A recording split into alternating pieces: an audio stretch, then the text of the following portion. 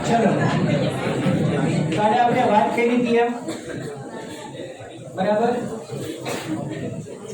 પ્રત્યાંકન એટલે ડીએનએ માંથી એમઆરએનએ બનવાની ક્રિયા એના ત્રણ તબક્કા ત્રણ ભાગ આવે છે કયા કયા પ્રમોટર પછી બંધારણીય જનીન અથવા રચનાત્મક જનીન અથવા સિસ્ટોન અને છેલ્લે સમાપ્તિ અને આપણે એ પણ કીધું હતું કે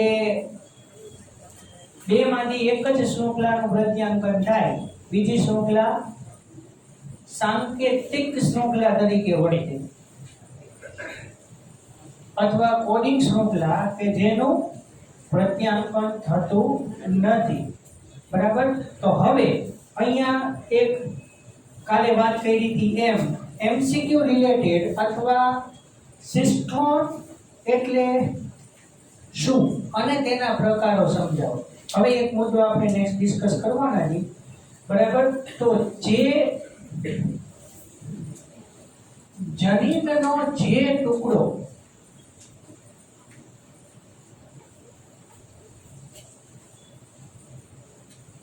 પ્રત્યાંકન કરે તેને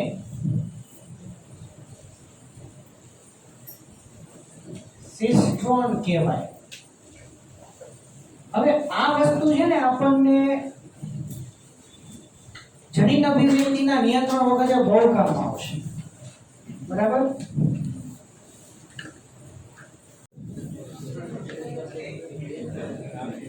અચ્છા તો જનીનોનો જે ટુકડો પ્રત્યાંકન કરે એને સિસ્ટોન કહેવાય તો સિસ્ટોનના બે પ્રકાર કયા આવશે મોનોસિસ્ટોનિક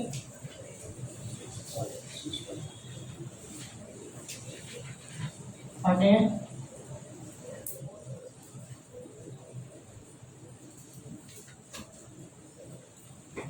પોલીસિસ્ટોનિક તો મોનોસિસ્ટોનિક એટલે માત્ર એક જ સિસ્ટોન તો એની અંદર ઉદાહરણ કયું આવશે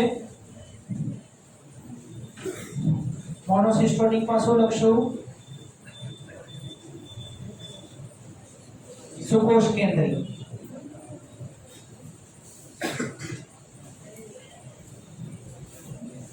સુકોષ કેન્દ્રી અથવા યુકેરિયોટા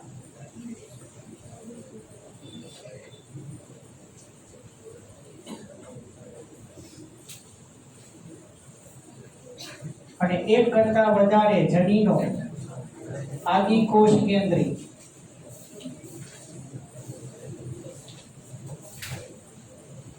અથવા પ્રોકેરિયોટા અચ્છા આજનો લેક્ચર સૌથી અગત્યનો બરાબર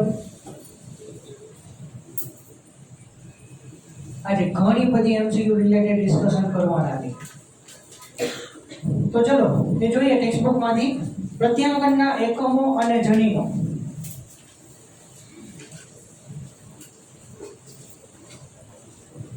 આગળ વધીએ જનીન આનુવંશિકતાનો ક્રિયાત્મક એકમ છે એમસીક્યુ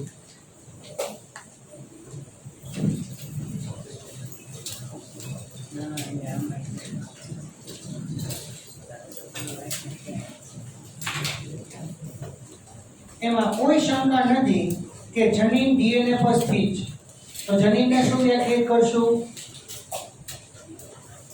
ડીએનએ ના નાનકડા ટુકડા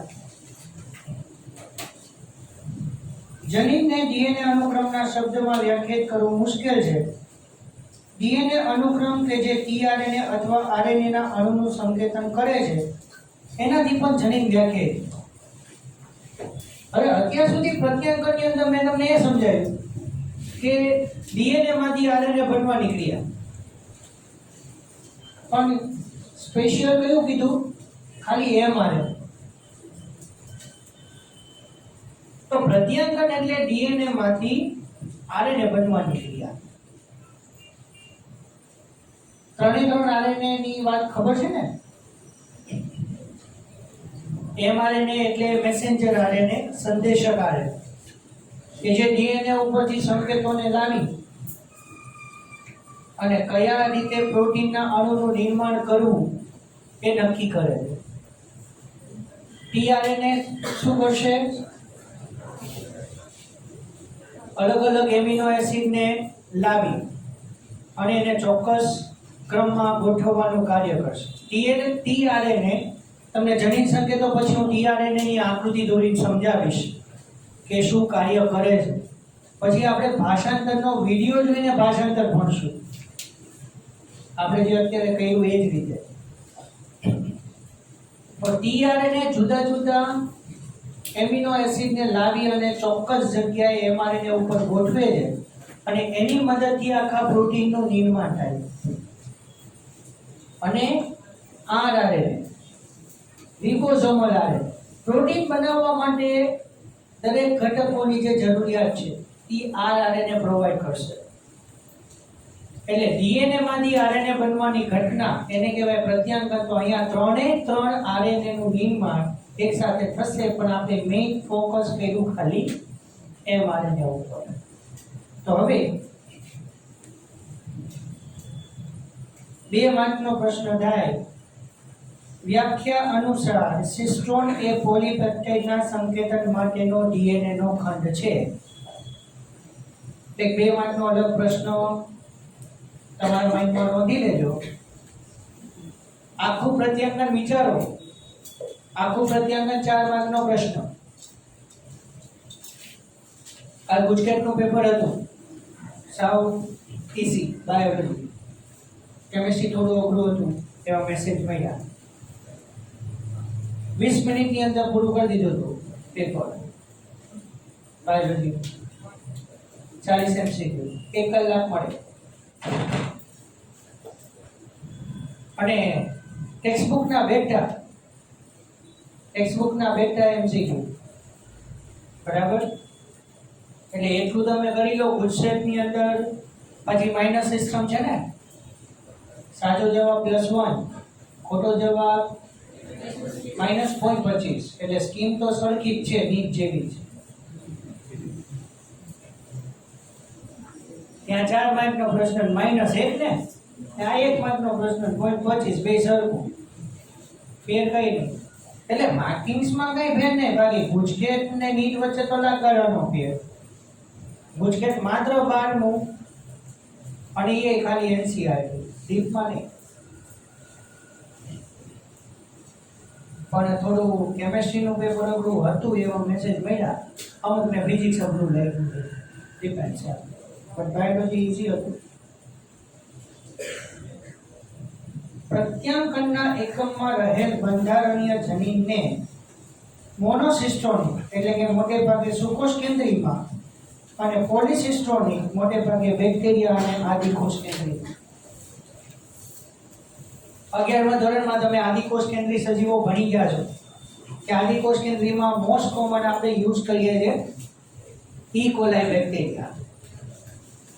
ઈ કોલાઈ. અને તમને ખ્યાલ હોય તો ઈ કોલાઈ બેક્ટેરિયામાં એક વધારાનું પ્લાઝમિડ પણ હોય છે. બરાબર? આ ખાસ ધ્યાન રાખજો. ઈ કોલાઈ બેક્ટેરિયામાં વધારાનું વર્તુળાકાર ડીએસડીએનએ. આખું બાયોટેકનોલોજી આની ઉપર ડેવલપ છે. ઈ કોલાઈમાં વધારાનું વલયાકાર ડીએસડીએનએ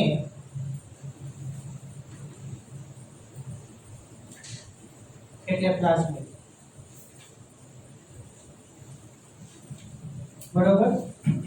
એટલે આ 3 લાઈન 2 માર્ક માટે થાય. અને ખાસ બહુ નાના પ્રશ્ન પૂછે ને ત્યાં તો ખૂબ ધ્યાન રાખો. મોટા પ્રશ્નની અંદર થોડા પોઈન્ટ આડાઅવળા થાય તો ચાલે. સુકોષ કેન્દ્રીયમાં મોનોસિસ્ટોનિક બંધારણીય જનીન જોવા મળે છે. એમાં વિક્ષેપિત કોડિંગ શૃંખલા હોય. એટલે હવે આપણે શેની વાત કરવાની છે? કયા 2 મુદ્દા આવશે? ઇન્ટ્રોન અને એક્ઝોન ની વાત. જો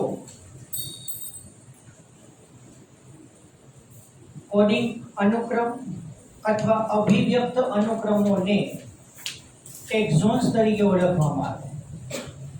એટલે આપણે અહીંયા mRNA માં કોનું ઇમ્પોર્ટન્ટ કામ છે? એક્ઝોન અને non coding intron need to be removed. યાદ આવતું હોય તો ઇન્ટ્રોન જે છે એ નોન કોડિંગ છે, એટલે એ નોન કોડિંગ ને અચ્છા આમાં છે ને કેવી વસ્તુ છે કે પ્રોટીન ઉપર કયા કયા એમિનો એસિડ ને ક્રમમાં ગોઠવવાના છે એના પ્રમાણે ઇન્ટ્રોન એક્ઝોન નક્કી થાય. સમજાવું? એવું ન સમજતા કે દરેક વખતે ઇન્ટ્રોન જે છે ઇન્ટ્રોન જ રહે ને એક્ઝોન છે એક્ઝોન જ રહે. ધારો કે તમારા ક્લાસની અંદર એક વસ્તુ કહું તો ધારો કે પહેલી બેન્ચ એક્ઝોન ઇન્ટ્રોન, ત્રીજી બેન્ચ એક્ઝોન, ચોથી બેન્ચ ઇન્ટ્રોન, એમ ગણતા હતા. હવે ઇન્ટ્રોન જે છે એ નોન કોડિંગ છે એટલે સંકેતો વગરના, પણ ઈ સંકેત તો છે જ ઇન્ટ્રોન. એક મિનિટ, ઇન્ટ્રોન સંકેત તો છે પણ એને એમિનો એસિડ માટે સંકેતન થવા દેવાનું નથી, કારણ કે ઈ ચોક્કસ એમિનો એસિડ માટેનો છે પણ ઈ એમિનો એસિડ બંધારણમાં નથી. ધારો કે આ બીજી બેન્ચ જે છે એ ઇન્ટ્રોન છે તો એના દ્વારા જે એમિનો એસિડ દર્શાવાય છે એ પ્રોટીનના અણુની અંદર નથી. પડી ખબર? બીજા પ્રોટીનની અંદર આ એક્ઝોન જે હતા એ ઇન્ટ્રોન પણ બની શકે છે અને ઇન્ટ્રોન હતા તે એક્ઝોન પણ બની શકે છે. ખ્યાલ આવે છે આખી વાત? એટલે એક્ઝોન અને ઇન્ટ્રોન બંને અદલા બદલી થઈ શકે છે, પણ ઇન્ટ્રોન કોને રાખવા અને એક્ઝોન કોને રાખવા એનો આધાર પ્રોટીનની અંદર કયા કયા એમિનો એસિડના અણુઓ છે એના ઉપર ખાસ છે. એક્ઝોન એ અનુક્રમ છે કે જે પરિપક્વ અને સંસાધિત આરએનએ માં જોવા મળે છે. એટલે આગળ જે પ્રોટીન બનવાનું છે એની અંદર એક્ઝોન સંકેતો દર્શાવશે. એક્ઝોન ઇન્ટ્રોન દ્વારા વિક્ષેપિત થાય એટલે એક્ઝોનની વચ્ચે ઇન્ટ્રોન આવેલા હોય એમ. વિક્ષેપિત એટલે વચ્ચે પડવું, વિક્ષેપ કરવું. ઇન્ટ્રોન અથવા મધ્યાવર્તી અનુક્રમ પરિપક્વ અથવા પ્રક્રિયા પામેલા આરએનએ માં જોવા મળતો નથી. શું કામ? કારણ કે ઇન્ટ્રોન્સ ને આપણે દૂર કરી દેવાય છે. કોની મદદથી?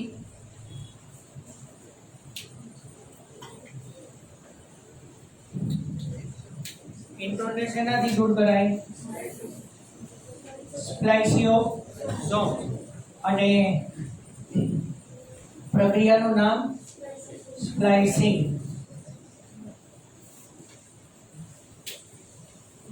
ડીએનએ ખંડના અર્થમાં વિભાજિત જનીન વ્યવસ્થા જનીનની વ્યાખ્યાને જટિલ બનાવી દે. સ્પ્લિટ જનીન એટલે તમે ઇન્ટ્રોન, એક્ઝોન, બંધારણીય જનીન, સંકેતન શૃંખલા બધું જે તે પ્રકારે બદલાતું રહેતું હોય. એટલે ખાલી એનો બેઝિક વ્યાખ્યા તમારે યાદ રાખવાની કે ટેમ્પલેટ શૃંખલાનું પ્રત્યાંકન થાય, સંકેતન શૃંખલાનું પ્રત્યાંકન ન થાય. એક્ઝોન એમિનો એસિડને પ્રોટીનના બંધારણમાં નક્કી કરે, ઇન્ટ્રોન્સને નહીં. બરોબર? અને જુદા જુદા જનીનો દરેક તબક્કામાં જુદું જુદું કાર્ય દર્શાવતા હોય. એનો જવાબ છે આપેલો છે તમને કે આપણને દરેક સમયે દરેક પ્રકારના પ્રોટીનની એક સાથે જરૂરિયાત પડતી નથી. બરાબર? લક્ષણોની આનુવંશિકતા પણ બંધારણીય જનીનના પ્રમોટર અને નિયામક અનુક્રમો દ્વારા અસર પામે. દરેક પ્રક્રિયા માટે પ્રમોટર અને નિયામક જુદા જુદા હોય. આથી ક્યારેક નિયામક અનુક્રમને હળવાશથી નિયામક જનીન તરીકે ઓળખાય, તેમ છતાં આ અનુક્રમ કોઈ પણ આરએનએ કે પ્રોટીનનું સંકેતન કરતા નથી. નિયામક જનીનો હંમેશા નિયમન કરે. ઇંગ્લિશમાં કહું તો નિયામક જનીનોને રેગ્યુલેટરી જીન્સ તરીકે ઓળખવામાં આવે. અને શબ્દ પકડો તો રેગ્યુલેટરી મતલબ રેગ્યુલેશન, નિયંત્રણ. એટલે કયા જનીનને ક્રમમાં કયા એમિનો એસિડને વારાફરતી ગોઠવવાનું, ક્યારે પ્રોટીન બનાવવાનું, એ બધું નિયંત્રણ નિયામકી જનીનો કરે. ઇવન પ્રોટીન બનાવવું, પ્રોટીનને બનતું અટકાવવું, આ બધું કામ નિયામકી જનીનો કરે. નિયામકી જનીનો આખી પ્રક્રિયાનું નિયમન કરશે. નિયામકી જનીનો આખી પ્રક્રિયાનું નિયમન કરશે પણ પ્રત્યાંકન નહીં કરે. બરોબર? આ આખી વસ્તુ તમને જનીન અભિવ્યક્તિ ના નિયંત્રણ એમાં તમને ખ્યાલ આવશે, જે આપણે ભાષાંતર પછી સમજશું. આરએનએના પ્રકારો અને પ્રત્યાંકનની ક્રિયા. બેક્ટેરિયામાં મુખ્ય 3 પ્રકારના આરએનએ હોય. એમઆરએનએ એટલે કે મેસેન્જર આરએનએ, એને ગુજરાતીમાં સંદેશક આરએનએ કહેવાય. લખવાની જરૂર છે. મેસેન્જર આરએનએ, સંદેશક આરએનએ, ટીઆરએનએ. બને ત્યાં સુધી ધ્યાન રાખો કે એ કેપિટલ નો આવવા જોઈએ આરએનએ સિવાય. ધ્યાન રાખજો. ટીઆરએનએ એટલે ટ્રાન્સફર આરએનએ, એને કહેવાય વાહક આરએનએ.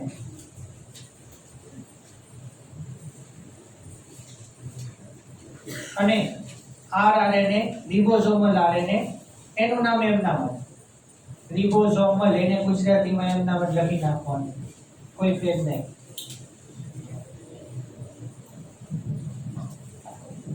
ત્રણેય આરએનએ કોષમાં પ્રોટીન સંશ્લેષણ માટે જરૂરી. અચ્છા, 3 માંથી એકાદું ગેરહાજર હોય તો પ્રોટીનનું નિર્માણ નહીં થાય. મેં ત્રણેયના કાર્ય તમને આપ્યા. એમઆરએનએ કયા એમિનો એસિડને જોડવા માટે સંકેતો દર્શાવવા એ લઈને આવે છે ડીએનએ ઉપરથી. એમઆરએનએ ડીએનએ પરથી સંકેતોને લાવે અને એની ઉપર કયા ક્રમમાં એમિનો એસિડને જોડવા એનું સંકેતન નક્કી કરે. એટલે સંકેતો એમઆરએનએ બતાવે પણ ચોક્કસ પ્રકારનો એમિનો એસિડ ટીઆરએનએ જ લાવે અને ચોક્કસ પ્રકારે જોડવાની ઘટના આરઆરએનએ કરાવે. કારણ કે રિબોઝોમલ આરએનએ છે, એ તમને ખ્યાલ છે કે રિબોઝોમ એટલે આપણા કોષની પ્રોટીનની ફેક્ટરી. જ્યાં પણ પ્રોટીન શબ્દ આવે ને એટલે સમજવું કે રિબોઝોમને લગતી જ વાત હશે. એટલે આપણા કોષની અંદર રિબોઝોમ 2 જગ્યાએ હોય. ક્યાં? એક કોષ રસમાં મુક્ત કરતા હોય અને બીજા આરઈઆરમાં હોય, હે ને? કારણ કે એસઈઆરમાં રિબોઝોમ્સ નથી. અને બીજી રીતે કહી તો બહારની અંતઃકોષ રસજાળ છે એ આરઈઆર તરીકે ઓળખાય. એટલે રિબોઝોમ્સ બધા અંતઃકોષ રસજાળની બહારના ભાગે જ હશે, અંદર નહીં હોય. એમઆરએનએ ટેમ્પલેટ તરીકે વર્તે.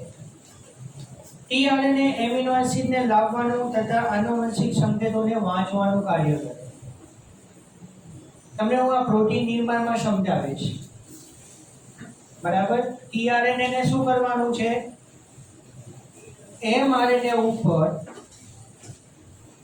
એમિનો એસિડ માટેનો સંકેત એને વાંચવાનો છે અને એનો પ્રતિસંકેત એને લેવાનો છે. અને પછી એના આધારે એને ચોક્કસ એમિનો એસિડને લાવીને જ્યાંથી સંકેત એને વાંચ્યો તો ત્યાં લાવીને એમિનો એસિડને ગોઠવવાનો છે. આ ટીઆરએનએ નું કામ. સમજાવો. ધારો કે હું ટીઆરએનએ છું, બરોબર? ધારો કે હું tRNA છું, તો mRNA ઉપર આ mRNA ઉપર એક કોડ લખું છું.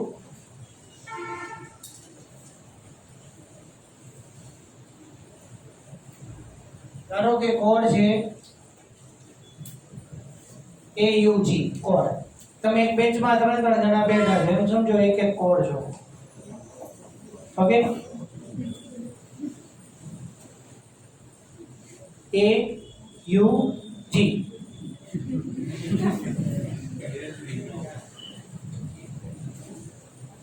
અદ્રશ્ય છે, દેખાય છે?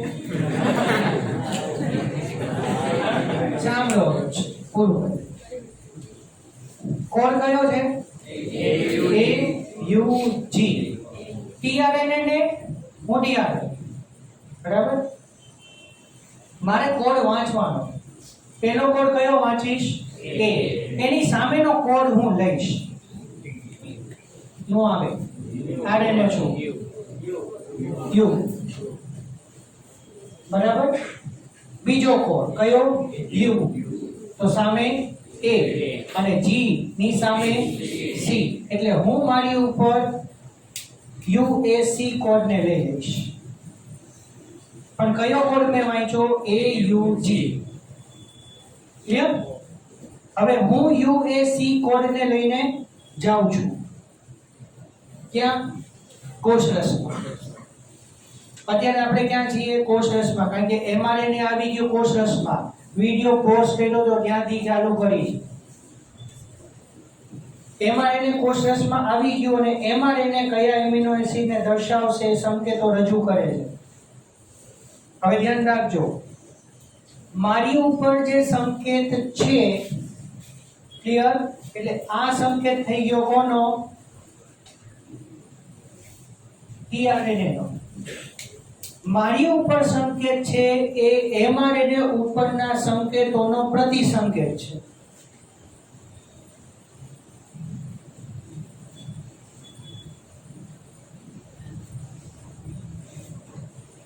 મારી ઉપર જે સંકેત છે UAC એ mRNA ના mRNA ઉપરના સંકેતોનો પ્રતિસંકેત છે.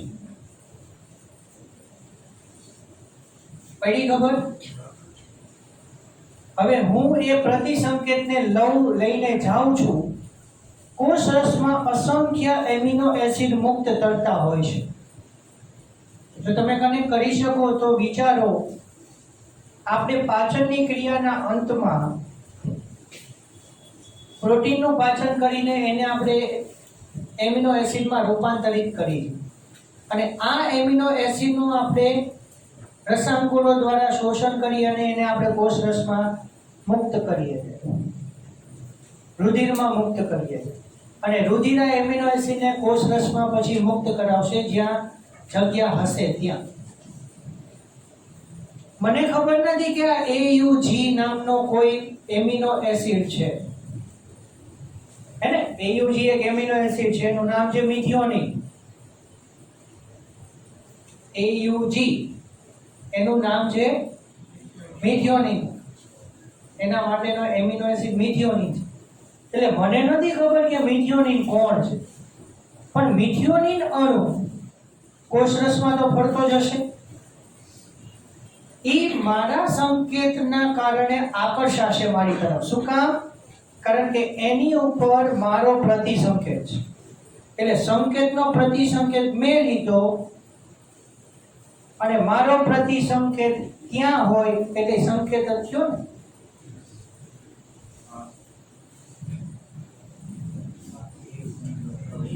AUG mRNA ઉપર વાંચીને હું જાઉં છું.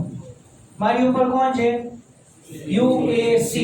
તો મારી ઉપર જે સંકેત છે એનો પ્રતિસંકેત વાળો એમિનો એસિડ મારી તરફ આકર્ષાશે. આને આ કોડ મારે ન લેવાય, આને આ કોડ ન લેવાય, એનો સામેનો કોડ લેવાય. તો એનો જે સામેનો કોડ હું લઉં તો એની સામેનો કોડ ઈ કોડ જ થયો ને. કેમ કે મારે એમિનો એસિડ ને AUG વાળા એમિનો એસિડ ને લાવીને ત્યાં ગોઠવવાનું. આ કામ tRNA નું છે. કહેવાનો મારો મતલબ ઈ છે. એકાદું વધારે એક્ઝામ્પલ આપો તમને આઈડિયા આવે. ધારો કે mRNA ઉપર G સંકેત છે, તો tRNA ઉપર C સંકેત થાય. એટલે કોષ રસની અંદર જે એમિનો એસિડમાં G હોય એ મારા તરફ આકર્ષાય, એટલે ઈ મારી સાથે જોડાય, હું એને લઈને આવી અને જ્યાંથી મેં સંકેત વાંચ્યો છે ત્યાં હું એને આપી દઈશ. અને પ્રક્રિયા શું થવાની? ક્રમાનુસાર એક એક એમિનો એસિડ આવતા જવાના, એમિનો એસિડ એકબીજાની સાથે પેપ્ટાઇડ બનતી જોડાતા જવાના, અને એ રીતે પ્રોટીનની શૃંખલાનું નિર્માણ થવાનું. બરાબર? તો આ રીતે mRNA ઉપરથી પ્રોટીનનું નિર્માણ થાય છે. બરાબર? તો tRNA એમિનો એસિડને લાવવાનું અને આનુવંશિક સંકેતોને વાંચવાનું કાર્ય કરે છે. તથા RNA ભાષાંતર દરમિયાન બંધારણીય તથા ઉત્પ્રેરક ભૂમિકા ભજવે છે. એટલે ભાષાંતર માટે જેટલા ઉત્સેચકોની જરૂરિયાત છે, બધા જ ઉત્સેચકો RNA પૂરા પાડશે. ક્લિયર? બેક્ટેરિયામાં ડીએનએ આધારિત આરએનએ પોલિમરેઝ એક જ હોય જે બધા જ પ્રકારના આરએનએ ના પ્રત્યાંગનને ઉત્પ્રેરિત કરે. અચ્છા, હવે નીચે થોડી આકૃતિઓ જોજો. હવે આજે નવા બે નામ તમારે સમજવાના છે. પ્રમોટર સ્થાન ઉપર સિગ્મા કારક જોડાય અને સમાપ્તિ સ્થાન ઉપર રો કારક જોડાય.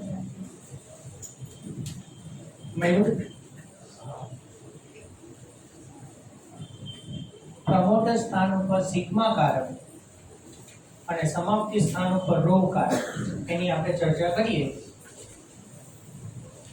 આરએનએ પોલિમરેઝ પ્રમોટર સાથે જોડાઈ પ્રત્યાંગનની શરૂઆત કરે. એ ન્યુક્લિયોસાઇડને ટ્રાઇફોસ્ફેટ પ્રક્રિયા સ્વરૂપે ઉપયોગ કરી પૂરકતાના નિયમનું પાલન કરે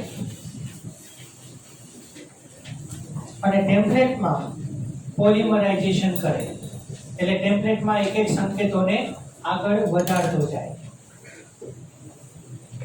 કોન્તરને ખોલવા અને પ્રલંબનમાં પણ સહાય કરે આરએનએ પોલિમરેઝ. ફક્ત આરએનએ નો થોડો ભાગ ઉત્સેચક સાથે જોડાય. જ્યારે આરએનએ પોલિમરેઝ સમાપ્તિ સ્થાને પહોંચી જાય ત્યારે નવું બનેલું આરએનએ પોલિમરેઝ ઉત્સેચક છૂટા પડી જાય. આને પ્રત્યાંગનની સમાપ્તિ કહેવાય. આખી પ્રક્રિયા અહીંયા આવી ગયો.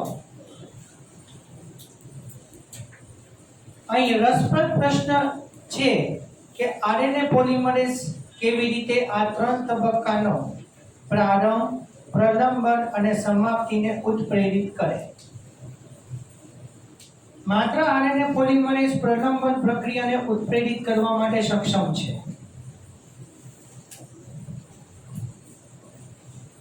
આરએનએ પોલિમરેઝ નું કામ માત્ર એમઆરએનએ ની લંબાઈમાં વધારો કરવાનું છે. બરોબર? એ જોડાઈને ડીએનએ ની બંને શૃંખલાઓને છૂટી પાડે અને આરએનએ ની લંબાઈમાં વધારો કરે. બસ, બીજું કોઈનું કાર્ય નહીં. ક્ષણવાર માટે પ્રારંભિક કારક સિગ્મા અને સમાપ્તિ કારક રો તરીકે વર્તે. આ કારકો આરએનએ પોલિમરેઝ સાથે જોડાવાની નિશ્ચિતતામાં પરિવર્તન લાવે. એનાથી પ્રારંભ અને સમાપ્તિ થાય. બેક્ટેરિયાના એમઆરએનએ ના નિર્માણ માટે કોઈ પણ પ્રક્રિયાની આવશ્યકતા નથી. કારણ કે આદિકોષ કેન્દ્રી છે ને, એટલે આદિકોષ કેન્દ્રીમાં કોષ કેન્દ્ર પટલ હોતું નથી.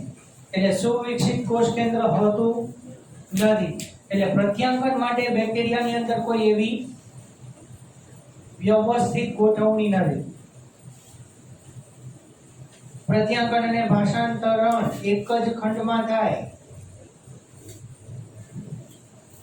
બીજી રીતે કહું તો આદિકોષ કેન્દ્રીયમાં કોષ કેન્દ્ર હોતું તો નથી જ, એટલે કોષરસમાં જ પ્રત્યાંકન ભાષાંતર બે ઘટના થઈ જશે.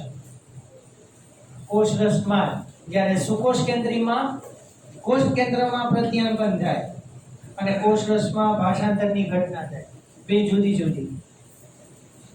એટલા માટે ઘણીવાર mRNA નો પૂર્ણ રીતે પ્રત્યાંકન થતા પહેલા ભાષાંતર શરૂ થઈ જાય. આદિકોષ કેન્દ્રીયમાં તમને ખ્યાલ છે ને એકવાર કે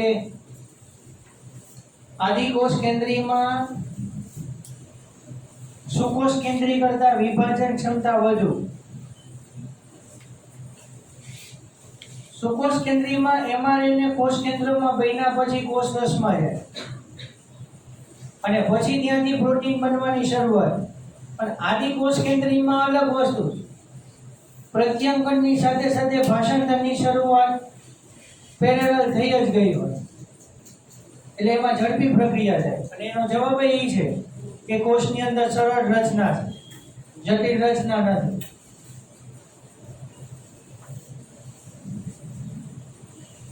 એના ફળ સ્વરૂપે પ્રત્યાંકન અને ભાષાંતર સાથે સાથે પૂરા થાય છે.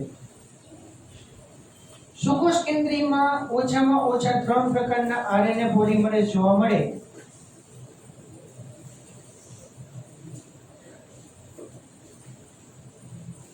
તે સ્પષ્ટ શ્રમ વિભાજન હોય છે, એક સરખા કાર્ય કરે. RNA polymerase 1 MCQ. RNA polymerase 1 રિબોસોમલ RNA ના પેટાક્રમો છે. કયા કયા? 28S, 18S અને 5.8S. અને તમને એ પણ ખ્યાલ છે કે S એટલે સ્વેડબર્ગ એકમ, અવસાદન આંક.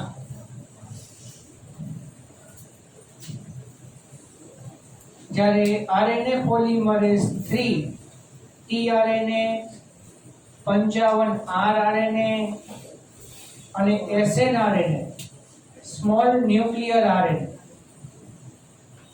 લઘુ કોષ કેન્દ્રીય RNA, બરાબર,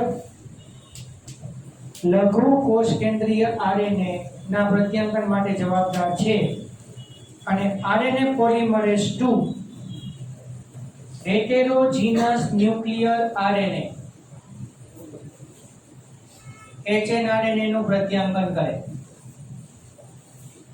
હવે આ તમારે ચોક્કસ RNA માં 1 2 3 પ્રમાણે પૂછાય અથવા જોડકા જોડોમાંય પૂછાય, અથવા થોડું તમને કન્ફ્યુઝન કરવા માટે આપણે RNA પોલિમરેઝ 1 માં શું 3 માં શું જોયું, સોરી 1 માં 28, 18 અને 5.8, બરાબર. આ 3 આંકડા ખાસ ધ્યાનમાં રાખજો.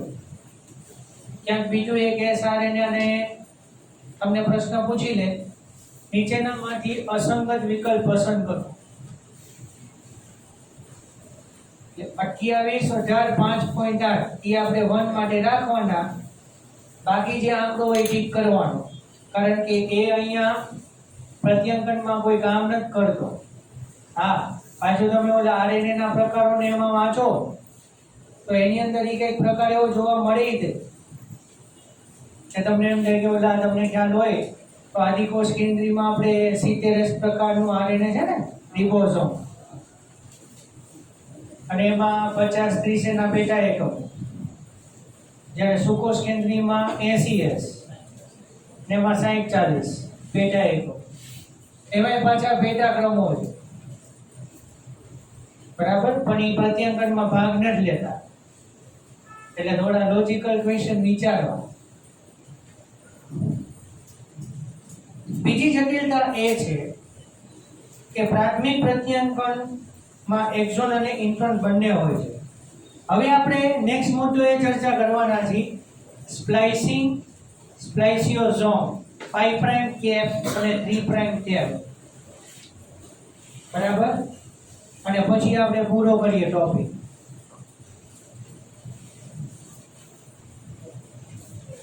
તદ્દન બિન કાર્યકારી છે. વિશિષ્ટ પ્રક્રિયામાંથી પસાર થાય એને કહેવાય સ્પ્લાઇસિંગ અથવા સ્પ્લિસિંગ. સાઈડમાં લખી લો કે જે સ્પ્લાઇસિયોઝોમ કે જે સ્પ્લાઇસિયોઝોમ દ્વારા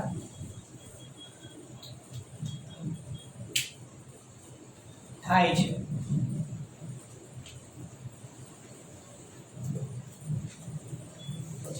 તમારે અહીંયા યાદ રાખવું કે ઓલા 4 પથ્થર જે હતા અહીંયા, બરાબર.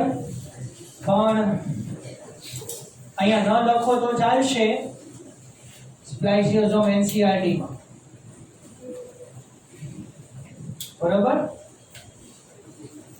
એમાં ઇન્ટ્રોન્સ દૂર થઈ જાય છે અને એક્સોન એક નિશ્ચિત ક્રમમાં એકબીજા સાથે જોડાય. હજી ટીપ વાત કરું. ધારો કે આપણે ઇન્ટ્રોન એક્સોન આપણે ક્રમમાં વિચારીએ છીએ કે તમને એમ થાય કે પહેલું ઇન્ટ્રોન, બીજું એક્સોન, ત્રીજું ઇન્ટ્રોન, ચોથું એક્સોન, લાઈક ધેટ. તો ઇન્ટ્રોન દૂર કરવું પડે. ઇન્ટ્રોન દૂર કરી એક્સોનને એકબીજાની સાથે જોડવા. ઇન્ટ્રોનને દૂર કરવાની ઘટના સ્પ્લિસિંગ, પણ એક્સોનને પણ ક્રમમાં ગોઠવવાની વાત આવે છે. એટલે એમાંય તે જે જુદા જુદા એક્સોન છે એને પણ ક્રમમાં પુનઃ ગોઠવણી કરવાની ઘટના સ્પ્લાઇસિંગ પછી થઈ શકે છે. પડે જ ખબર. ધારો કે પહેલો એક્સોન હોય, પછી ચોથો એક્સોન હોય, ઇન્ટ્રોન તો કાપી નીકળી ગયા. ધારો કે ચોથા નંબરનો એક્સોન જે છે એમાં એમિનો એસિડનો બરોબર ક્રમ છે, તો પહેલા પછી એને ગોઠવવો છે, તો અંદર એક્સોનની પણ પુનઃ ગોઠવણી થાય અને છેલ્લે એવું એક્સોન અસ્તિત્વમાં આવશે કે જેની અંદરથી ફાઇનલી પ્રોટીન બનાવવાની ઘટના થશે. બરોબર. તો એ ઘટનાને કહેવાય સ્પ્લાઇસિંગ. એચએનઆરએનએ વધારાની પ્રક્રિયા જેમ કે કેપિંગ અને ટેલિંગ માંથી પસાર થાય છે. હવે સાઈડમાં જે ઓલા આપણે આકૃતિઓ જવા દીધી આગળના પેજની, 110 ઉપરની વાત. ઓલામાં તો સિગ્મા અને રો બે ખાલી અગત્યના છે, બાકી કઈ છે નહીં એમાં. હવે આ નીચેની આકૃતિમાં તમારે શું યાદ રાખવાનું? 5' કેપ કયું? Mg+p મળ્યું આકૃતિમાં. આગળ અહીંયા વર્ણન છે જો. કેપિંગમાં એક વિલક્ષણ ન્યુક્લિયોટાઇડ મિથાઇલ ગ્વાનોસાઇન ટ્રાઇફોસ્ફેટ.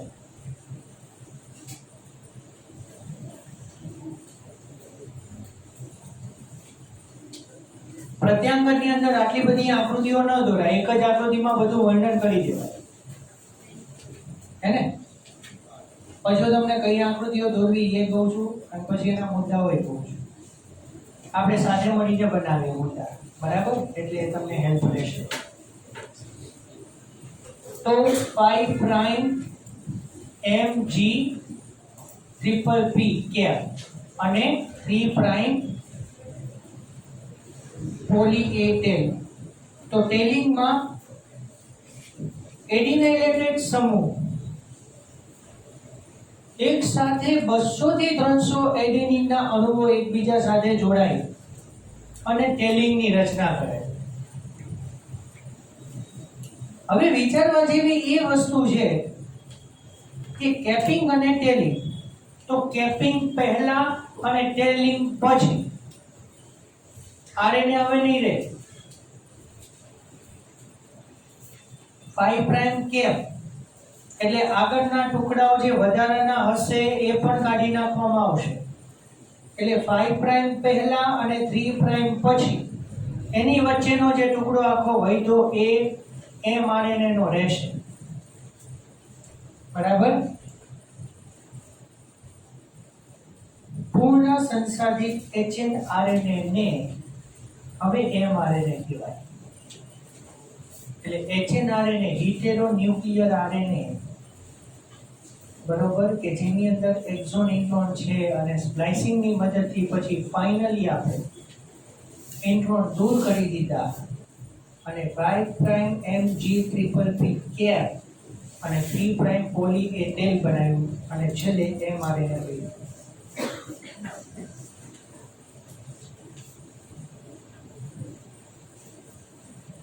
જે ભાષાંતરણ માટે કોષ કેન્દ્રમાંથી સ્થળાંતરણ પામે છે. હવે mRNA બની ગયા પછી એ પ્રોટીન બનાવવા માટે કોષ કેન્દ્રમાં જશે. હવે ઉપરયુક્ત જટિલતાને મહત્વને સમજવાની શરૂઆત થઈ. વિભાજિત જનીન વ્યવસ્થા જનીન સંકુલની પ્રાચીન રચનાને પ્રસ્તુત કરે છે. એટલે જનીનો જે વિભાજિત થાય છે જૂની વ્યવસ્થા છે. ઇન્ટ્રોનની હાજરી પ્રાચીન યુગની યાદ અપાવે. તો ઇન્ટ્રોનની મદદથી આપણે જાણી શકાય કે બીજા સજીવોની અંદર કયા એમિનો એસિડ એના બંધારણમાં હશે અથવા અન્ય સજીવોની અંદર એ બંધારણીય ઘટક તરીકે વર્તતું હશે. અને સ્પ્લેસિંગ પ્રક્રિયા આરએનએ વિશ્વની પ્રભુતાને વ્યક્ત કરે છે. સ્પ્લાઇસિંગ પ્રક્રિયા એ ફાઇનલ વધારાના ઇન્ટ્રોન્સ દૂર કરી દેવામાં આવશે. અર્વાચીન સમયમાં સજીવ તંત્રમાં આરએનએ અને આરએનએ આધારિત પ્રક્રિયાઓને સમજવી અત્યંત જરૂરી મનાય છે. બરોબર. એટલે આ છે પ્રત્યંકનની ઘટના.